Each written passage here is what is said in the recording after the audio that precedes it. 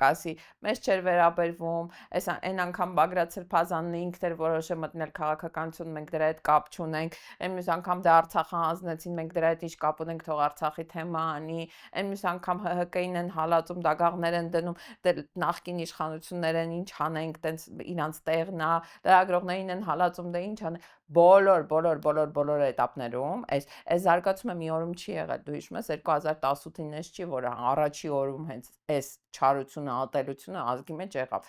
այս մարդիկ լռեցին, հա, որ բանի պես ասում են, երբ որ եկան կոմունիստների հետևից, ես կոմունիստ չէի, երբ որ եկան աթեիստների հետևից, ես ասացի աթեիստ չէ։ Պրոֆմիության աշխատողների հետևից, ես ասացի մեկա պրոֆմիության, ասում եմ, երբ որ եկան։ Հիմա նենց է ստացվել, որ ՎՀ իրականում մնացել է վերջինը, որովհետև բոլոր մնացած խմբերն արդեն թիրախավորվել են։ Ասա մի, չգիտեմ, ինստիտուտ, կառույց, խումբ մարդկանց, որոնք չեն թիրախավորվել այս 7 տարիների ընթացքում, ու որ վերջում հասել են իրեն, դա էլ պատահական չի։ Հիմա գոնե իր սեփական հեղինակության համար, պաշտպանության համար կանի մի բան, թե չէ։